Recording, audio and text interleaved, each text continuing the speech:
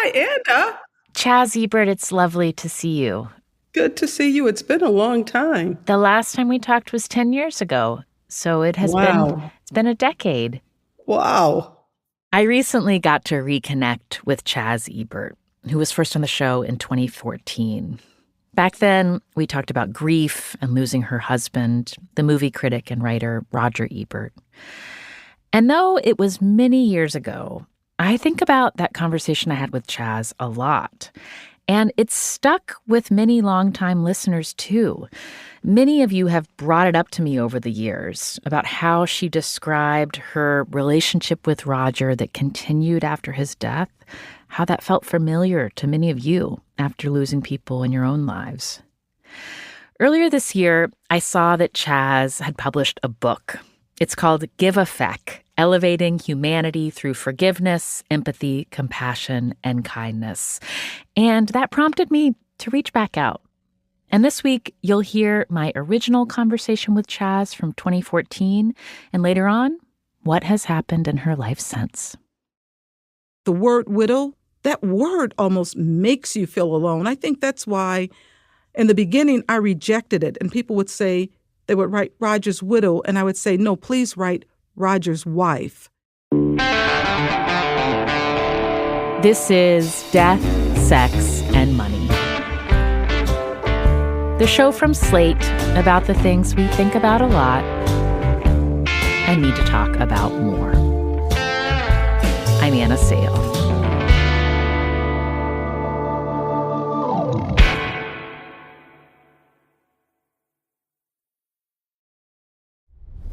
This episode is brought to you by Disney's Mufasa, The Lion King. Get tickets now for the ultimate family holiday movie experience. Reunite with the characters you know and the untold story you'd never expect. Witness Mufasa's rise from orphan to king and see how the legendary villain Scar got his name. Disney's Mufasa, The Lion King. In theaters everywhere this Friday. The kingdom awaits.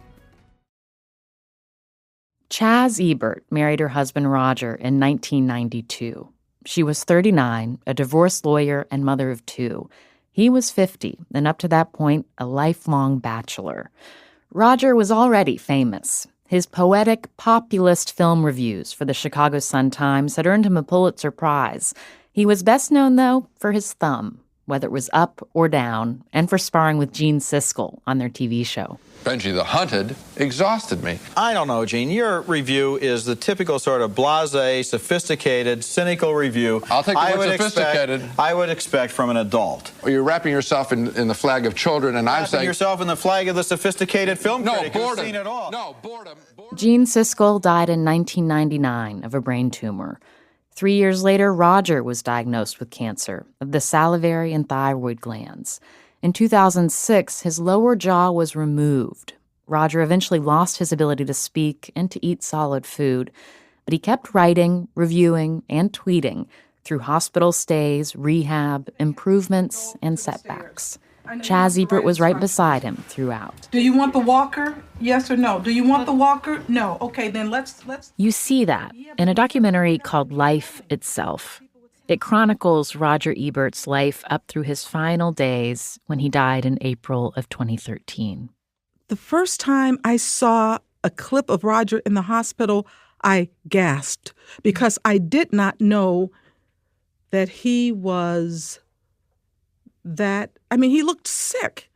But then you see that he has the same twinkle. He's the same Roger, and you see all of his life-affirming qualities.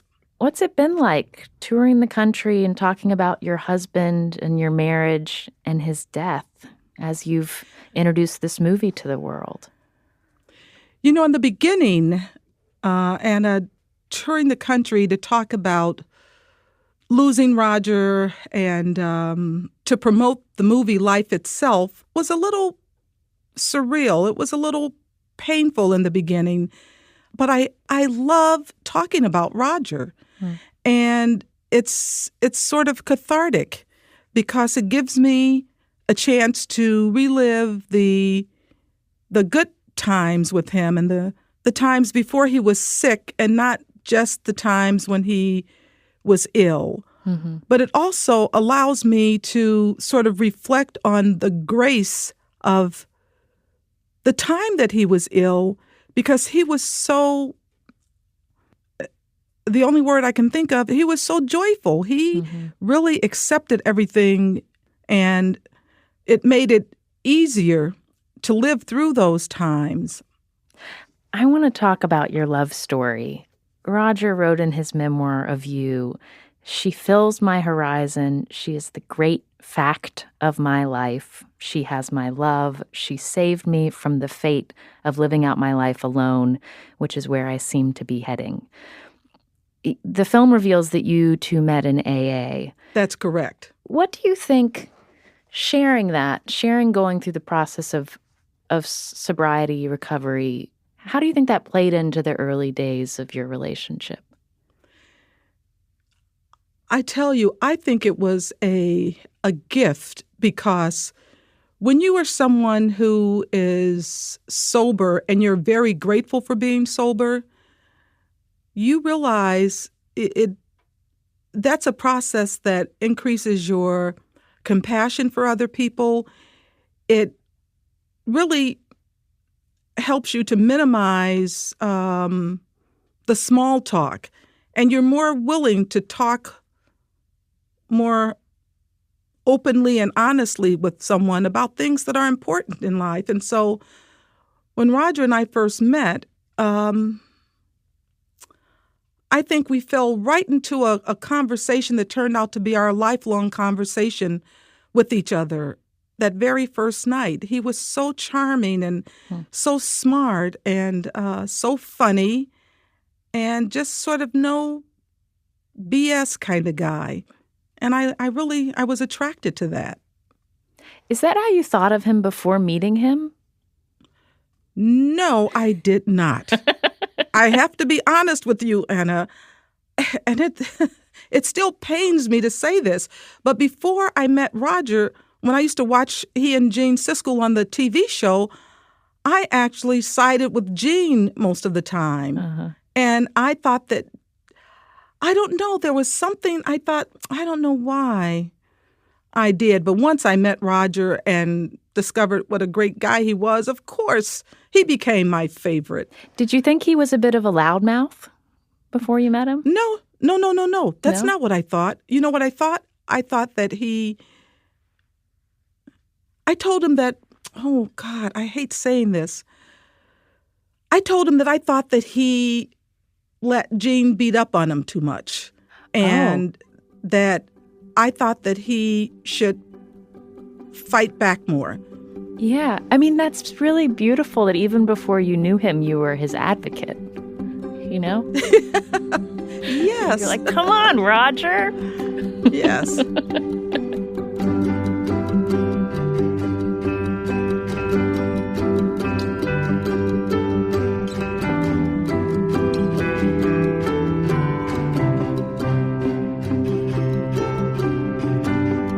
You both had lived full lives before you met. He'd become famous. He'd won his Pulitzer Prize. You'd been a civil rights activist. You'd married and raised 2 children, become a litigator. Were you surprised that this was the guy that you were falling for? I was surprised only in the sense that, he was of a different race. But I don't know if I was surprised. I mean, some years before, some of my friends would have been surprised. Wait, what do you mean? When I was in college, I was the head of the Black Student Union. And, I was in college in like the late 60s and very early 70s. And so I also participated in marches, and, I would go to college campuses and, speak on the same card as like Angela Davis and Shirley Chisholm. And, I marched in when Dr. King, not in Washington, but when Dr. King came to Chicago, my dad and I marched with Dr. Martin Luther King. So I was an activist. And so I think the people who knew me then would have never thought that I would marry someone who was not Black. I'll just say it that way. Did you feel comfortable falling in love with a white man? I did. I felt comfortable falling in love, but when it became serious and I knew we were going to marry, I did talk to my mother about it. Mm-hmm. And I asked, what do you think people would say? And she said, it doesn't matter what people would say. What do you say? What does your heart say? That's what you listen to. Yeah. And your heart said, I love Roger. My heart said, I love Roger. And I think that there was always acceptance right from the beginning. And my family accepted him right from the beginning as well. As far as I knew, no one ever expressed anything. And the one thing that I also did was I made sure that Roger made his own friendship with my son and daughter.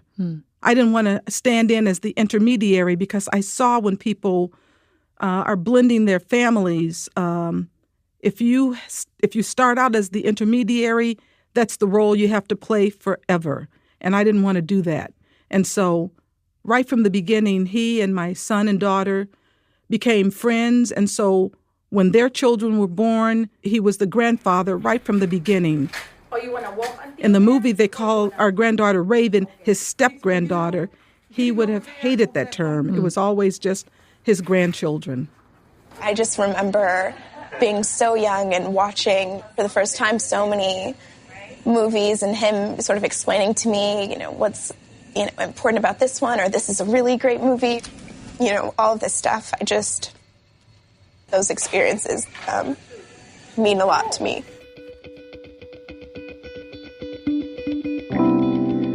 Coming up, Chaz Ebert talks about how her marriage changed as Roger neared death. He talked about the oneness of the world. And believe me, that is not how Roger spoke. He was very much a, Darwinian, Mr. Scientific. That is not the way he spoke. Talking about the oneness and talking about being able to experience the past, present, and future simultaneously when he would go to this other place.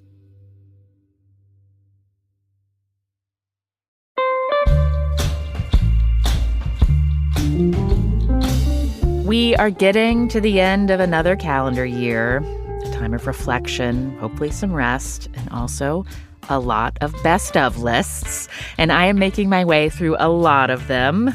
I've linked to my favorite ones in my newsletter this week at annasale.substack.com. And for you this week in our Slate Plus feed, I wanted to simulate the kind of informal, scaled-down best-of list that happens at a media holiday party. Derek Johnson from Slate's art department and Daisy Rosario, our senior supervising producer who oversees a lot of Slate's culture shows, joined me to swap our top cultural artifacts of the year in any medium.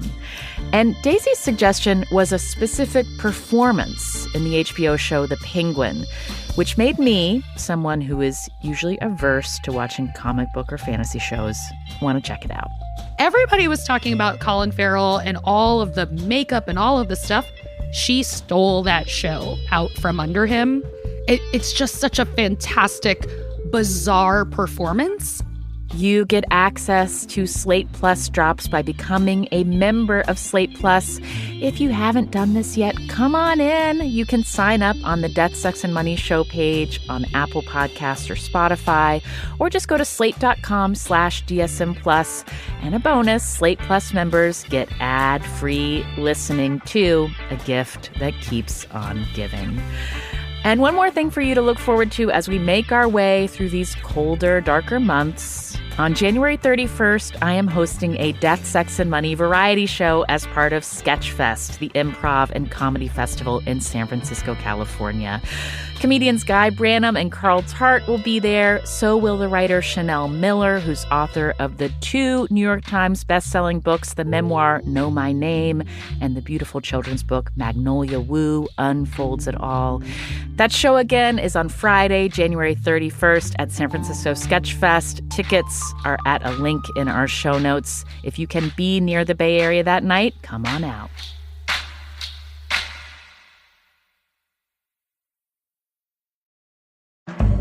It is great when you can get someone a gift that they wouldn't necessarily get for themselves, that little bit of luxury they don't know they're missing. For quality gifts at an affordable price, check out Quince. I'm wearing a lot of Quince items this time of year because they really layer really nicely. I'm usually wearing one of their kind of scoop neck t-shirts that fit really nicely and then throwing on top of it one of their sweaters. I wear my crew neck fisherman sweater a lot. It's very kind of like got a nice weight to it that keeps me warm. And even as I keep wearing it day after day, it's holding up better than many of the other sweaters in my closet that I wear a lot less frequently. For the ultimate in year-round gifts, check out Quince's 14-karat gold jewelry or their Italian leather handbags and European linen sheets. Whatever you're looking for, all Quince items are priced 50 to 80% less than similar brands. How do they do that? They partner directly with top factories and cut out the cost of the middleman and pass the savings directly on to you. Quince only works with factories that use safe, ethical, and responsible manufacturing practices, and they use premium fabrics and finishes for that luxury feel in every piece. Gift luxury this holiday season without the luxury price tag. Go to quince.com/DSM for 365-day returns plus free shipping on your order. That's QUINCE.com/DSM to get free shipping and 365-day returns. Quince.com/DSM. This episode is brought to you by Amazon Prime. There's nothing sweeter than baking cookies during the holidays. With Prime, I get all my ingredients delivered right to my door, fast and free, no last-minute store trips needed. And of course, I blast my favorite holiday playlist on Amazon Music. It's the ultimate soundtrack for creating unforgettable memories. From streaming to shopping, it's on Prime. Visit Amazon.com/Prime to get more out of whatever you're into. For over 50 years, Burlington's legacy has been great deals on coats for all weather conditions. So before you're caught unprepared for the winter weather, head to Burlington for name brands, quality items, and surprising fits for every family member. Stock up on coats, sweaters, and accessories before the cold hits, so you can finally stop avoiding the elements and start living comfortably. Warm up at your nearest Burlington location less than 1 mile away. Burlington. Deals, brands, wow. This is Death, Sex, and Money from Slate. I'm Anna Sale. Chaz Ebert stopped practicing law when she married Roger and ran the business side of his work. So they were really side by side throughout their marriage. And as he became sicker and was only able to communicate through a computer, Chaz's role grew. At some point, he asked me to be his voice. So we would do some things on the computer, and then he would say, but I want you to say this. It's important for you to say this part, And so when he was very sick, it felt like we became one person. I didn't feel the boundaries that you feel with two people. And I know those boundaries so well because when he got better and he got stronger, those boundaries were resurrected.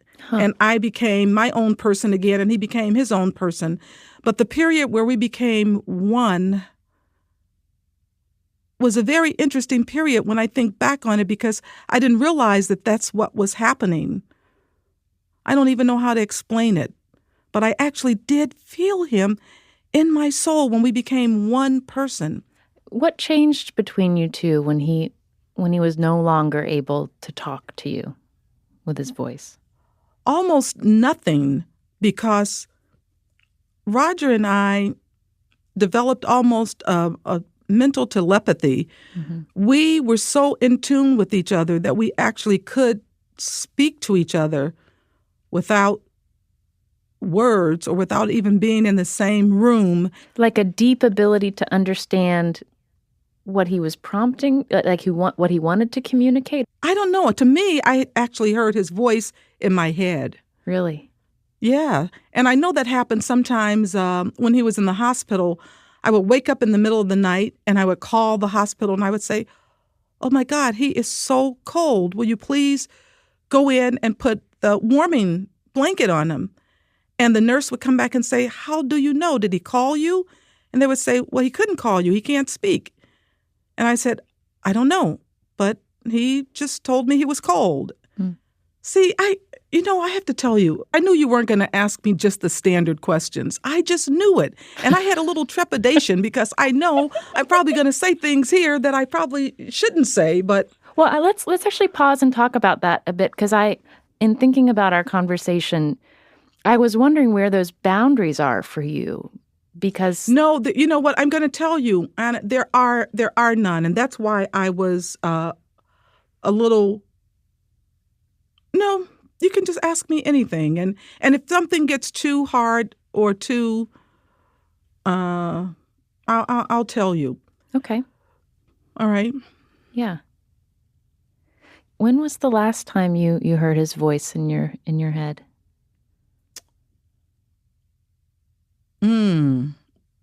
Very recently. He still talks to me. Yeah, he does. You feel his presence. And you hear it. I mean, you hear it. Yeah, I do. You know, Anna, I have to, and I say this, I don't know why Roger and I were brought together. I do feel that there's something, it almost feels like a destiny to it, because there are some parts of our getting together that didn't make sense. And our bond was so strong that I wondered about it. I mean, and now the fact that he still is in touch with me and communicates with me, that's also, I mean, it's a wondrous thing. Does that make you feel less sad? It does. It's very comforting because he lets me know that he is okay. He's more than okay. He is blissful. Because when he was nearing death, in the documentary, it shows that he died when he was ready to go, and you weren't quite ready for him to go. That's correct. And do you feel like that it's been reassuring to know that he was ready? It is so reassuring. It just makes me smile to know that he is this, I don't know what he is. I don't know what form we're in, but I know that it's something that's comforting, and it feels so natural and so normal. And I know that there are a lot of things that we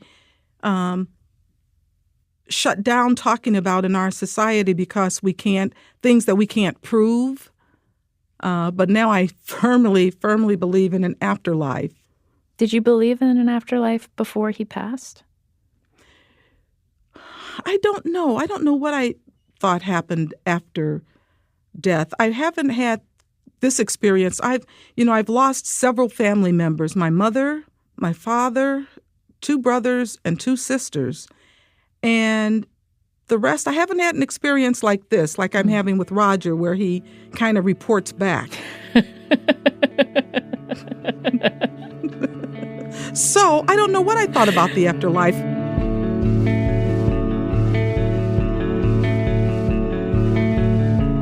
I have 0 fear of death now, 0. What I do talk about with my children and grandchildren is living. We don't talk about death so much as living, and telling them to do, find their passion in life and live it. Because time, we don't know how much time is promised to us.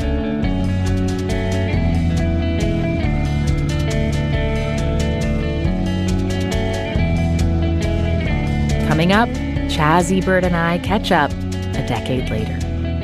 When we spoke 10 years ago, I remember you didn't like the word widow.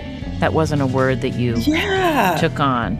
Is that still the case? How do you... No. Now I'm comfortable because I am a widow and I'm comfortable in the widowhood. But at that time, it was something that didn't hit me the right way. It was like I was his wife and I'm still his wife. And no, it's been 11 years. I'm a widow.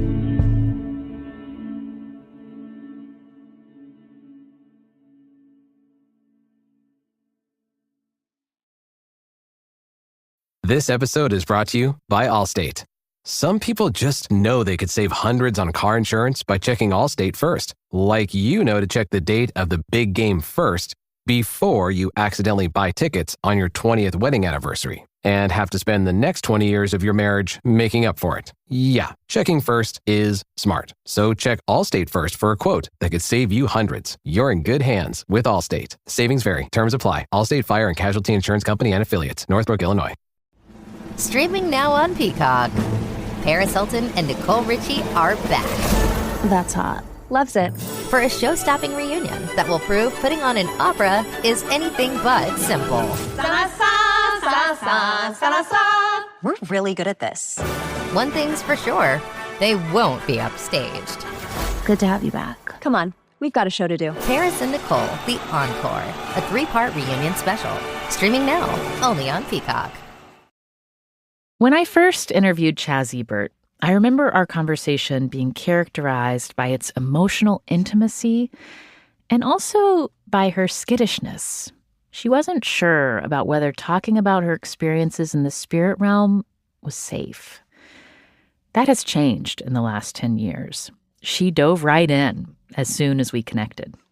Are we recording now? Or we're recording now. Yeah, okay. We're recording right. now. So I was re-listening to it, and it is a profound conversation. And the thing that it made me feel was somehow you were able to describe what it was to witness Roger's illness, decline, and death, and be with him through that. The way you described it made me feel so close, not as if I was a part of it, but so close proximately to your bond with Roger. You brought me in so close. I just kept thinking, like, this is a deep woman, a deeply feeling woman. You know, my mother was a psychic. I probably said that. I don't know. Oh, I did not know that. Oh, okay. Maybe back then I was still trying to keep it a secret, but yeah, my mother. So I grew up in a house with someone who was strongly intuitive, and she also was a minister in the spiritualist church. So I was around people, also other people of that lineage, who trusted things, sixth senses and things like that, who had third sight or whatever things. So I would witness things like that when I would go to her church to some of the seances, but not seances like you see in the movies with candles and everything. These are just people who were, they would call them prophecies or something. So it's just something that we grew up being comfortable with. You know, like the games that we would play would be things like when we played school, we would be in different rooms in the house, and one person would be drawing or writing something. And we weren't playing like, how do you spell this? We were trying to reproduce what someone in another room was doing. So you could sense what the other was doing, even though you were in totally different rooms. Some people were clairaudient, some people were clairsentient, some people were omni-clairvoyant, and all different types of things. So see, I guess I didn't talk about that much the last time. Well, one more question about that. I just wonder, in your life, for you, have you noticed your intuitive sense, like the volume of it? Has it gone up and down at different points in life? It has gone up and down at different points in life. And that's a very good question, because some of it, I think it was more in my control, but that's because I probably was more observant about it and paid attention to it. But I went through a whole period where I called myself earthbound. And I said, okay, now I'm very earthbound. And this was around the time, was it just before Roger passed away? Or there was a whole chunk of time where, you know, my friends were different. I have different groups. I have a group of friends who are more intuitives, and then I have a group of friends who are not. They're just friends, really good friends, and we just do things that you call regular or normal things. And so As opposed to the other friends who use irregular, abnormal, intuitive things.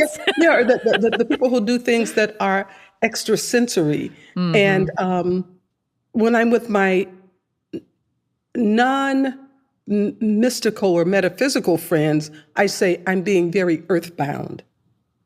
And something else that has changed since 2014, Chaz told me she doesn't feel like she's in touch with Roger in the same way anymore.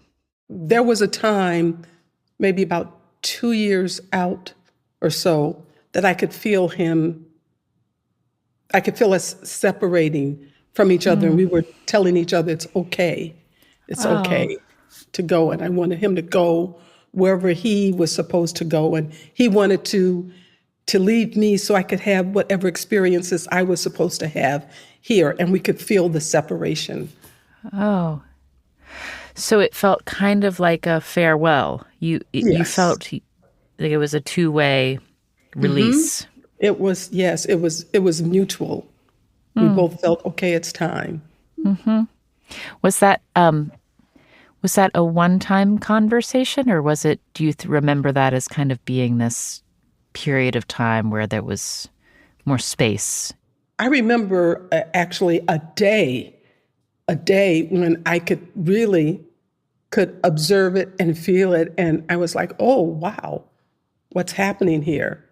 And he would kind of assured me, nope, we're still always going to be around. And, it's just different. It's time. Yeah. So I guess it's a process. I still don't know the answer. And he told me he didn't know the answer either. He said, I may be up here, but I'm not a psychic. He did? Yeah. They don't give you a book of all the answers? No. Oh. That sounds so beautiful. Did it feel like loss at that point, or did it feel like letting go? It felt like wow, I didn't know that this happened. I mean, because I had never experienced anything like that, but it didn't feel like I was being abandoned or like I was either abandoning or being abandoned. It just felt like, I could feel it like, oh, wow, it's time. Chaz still works closely with the Ebert Company. It runs RogerEbert.com, where there are still new reviews, and Ebert Fest, an annual film festival in Illinois. And Chaz has increasingly been doing her own creative projects. What led you to publishing a book this year called It's Time to Give a Feck, which is such a fantastic title? I'm Thank you. Feck? What is feck? But the subtitle tells you, elevating humanity through forgiveness, empathy, compassion, and kindness. F-E-C-K, feck. Tell me, Chaz, as you were thinking about, I want to say something. What is it that I want to say? Because this book feels like a manifesto, And tell me how did you land on this? This is what I want to do a call for. Okay, so I've given several different answers about why I wrote the book, but they're all incomplete because the real answer is this was not the book I set out to write. I forget what I started writing about. Part of the book was like a download from the universe. I just have to say it like that. I know it sounds, kind of new agey and mystical, but it was. I don't know how I ended up with feck, how I ended up writing a book about forgiveness and empathy and compassion and kindness. I did know that whatever I wrote, I did want it to be something that would help amplify things like kindness, because that's just what I believe in. I mean, I feel that that's part of my lineage too. I feel that I was so fortunate to be born in this family that was so compassionate and so kind. And so it was only as I got older, as Roger was, after he passed away, that I started analyzing why was I in that particular family at that time, at this time in history. And I started getting feeling that it's because somehow I am supposed to encourage other people to have that kind of compassion. I am supposed to share some of that love and kindness that I was so fortunate to have. Well, I want to just go back to something you said, which I find it so instructive in how you described being in a moment where you're wondering, why was I born into the family, in that moment of history, in that time? Asking that question is so it's such a not self-driven way of getting to what do I have to contribute. And what I mean by that is often when we feel rudderless or like our purpose is not clear, often the culture says you need to like dig in, know thyself in a deeper way, like do the work, and you're describing, let me take an inventory of the gifts that I inherited, and what does that set me up to contribute? And I think that's such a nice reframe, because it still, you still have a reason that you need to contribute what you have to contribute. But it's not about ego or achievement necessarily. It's about like, help me understand how I ended up in this moment in time and the lessons it has instilled me with, and how do I pay that forward? Yeah. And part of that reflection is because I realized that I owed my family just, rhetorically an apology, because I used to think that, the saying, all happy families are happy in the same way and all sad families, or whatever the saying is, you know that saying. And I would think, that means that happy families are boring. You felt uninteresting. Or that my family, and I know that they weren't trivial, because I know that they had deep feelings, deep, profound feelings about people. They were the kindest people. They would help people do anything. They're the people you could call at, 3:00 in the morning, and they'll come out and help you shovel the snow if your car's stuck, and all of those kind of things. And yet, I think I took some of that for granted until I don't know what I was looking at around in the world that made me start doing that reflection on, wow, why that this is not a trivial thing to be with people like this. It is, and it is not inconsequential to know what happiness is, and to know that you can find joy, and that when we're together, our family in this circle, there is so much joy. You can almost see the rays of sun really emanating from the group. It's just so beautiful.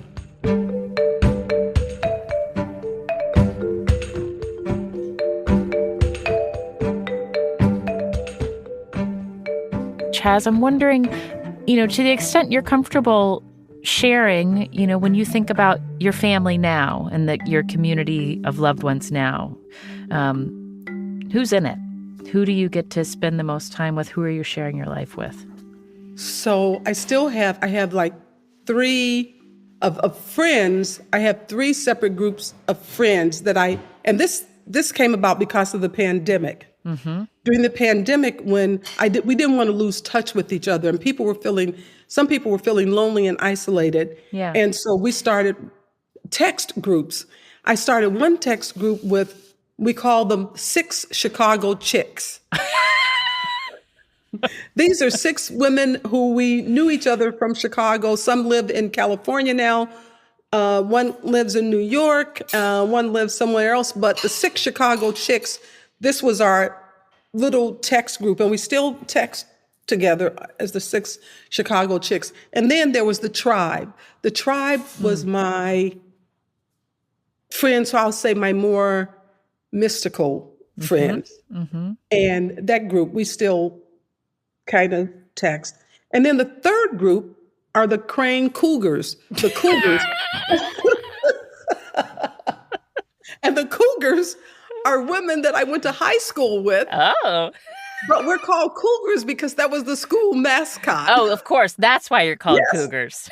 So it's so funny. One time I invited the Cougars to my film festival in Champaign, to Ebert Fest Film Festival. Uh-huh.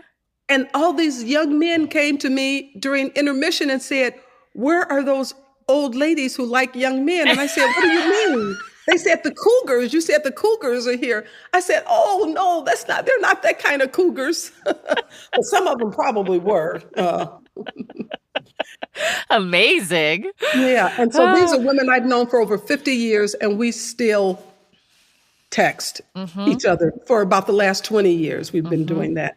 And then in my private life, I'm dating. I don't put much of my private life out there, but I'm dating a wonderful man who I actually dated like 35 years ago and didn't see for 30 years. And we got back together just before the pandemic. Oh. And so the pandemic was responsible for that relationship too, because at the time I had a rule that I didn't want to date anyone who lived in the same city I lived in. Oh. I didn't want to see him every day. Can't be too close relationship. You need distance. Yes. And it was kind of exciting. I would go on dates and we'd go fly to LA and do something, or fly to, Miami, or fly to the Caribbean and do something. And so that was kind of fun dates for me. But during the pandemic, we ended up, all the flights were canceled. So we ended up kind of being, together, and it turned out to be a wonderful thing. So. That's lovely. How did you reconnect? Did you run into each other? Did you connect over the internet? How did it work? No. So this is how we reconnected. I wrote a play that was being performed at the Victory Gardens Theater in Chicago. And I wrote this play for charity. So I was inviting friends from out of town and in town. And one of my friends who remembered Chris, because I hadn't seen him, like I said, for 30 years, said, "Why don't you invite that Chris?" And I said, "Okay, I don't know how to find him." I said, "I know he's married, and I think he lives in New York or somewhere, I don't know." And she said, "I can find anybody on the internet." So, gotta have a friend like that. Yep. My friend Carolyn found him. I said, "Invite Chris and his wife." And so it was, because I was just doing this for charity. So I invited him, but wisely he wrote back and said, "I'd love to come, but my ex-wife and her new husband may not want to join me." So that was his way of letting me know he was available. Here's my status update. Yes. Yeah.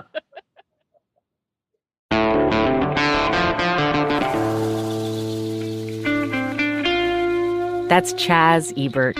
Her book is called Give a Feck, Elevating Humanity Through Forgiveness, Empathy, Compassion, and Kindness. And she also directed her first film this year, a short doc called The Wellness Warrior. And the documentary about the end of Roger Ebert's life itself, is available to rent on Apple, YouTube, and Amazon Prime. This episode was produced by Andrew Dunn, and back in 2014, Emily Botein, Jessica Miller, and Chris Bannon worked on this episode with me. Death, Sex, and Money is produced by Slate. Please support the production of our show by becoming a member of Slate Plus. You'll not only be supporting our work on Death, Sex, and Money, you'll also get access to things like ad-free listening to all of the podcasts that Slate makes, as well as special Slate Plus drops from us at least 2 times a month. There's a new one in your feed for you today. You can subscribe directly from the Death, Sex, and Money show page on Apple Podcasts and Spotify, or go to slate.com/DSM Plus to get access wherever you listen. The rest of the Death, Sex, and Money show team includes Zoe Azoulay and Cameron Drews. Daisy Rosario is our senior supervising producer, and Alicia Montgomery is Slate's head of audio. Our theme music is by the Reverend John DeLure and Steve Lewis. And if you're new to our show, welcome. We're glad you're here. You can find us and follow us on Instagram at DeathSexMoney. And I write a weekly newsletter. You can subscribe at annasale.substack.com. And you can reach us anytime with voice memos, pep talks, questions, or critiques at our email address, deathsexmoney@slate.com. We love hearing from you. And even with a book and her directorial debut done this year, Chaz told me she isn't finished trying new things. I'm working on a rock opera. You are? Yeah. What is it? It's like Jesus Christ Superstar, but it's about Mary and the rise of the divine feminine consciousness. That's cool. And that brings me joy, writing about this and putting it together. But I also want to find more women to work on this project with me because, interestingly enough, everybody who's been really working on the project with me until very recently have been men, and I want to get more women involved. I'm Anna Sale, and this is Death, Sex, and Money from Slate.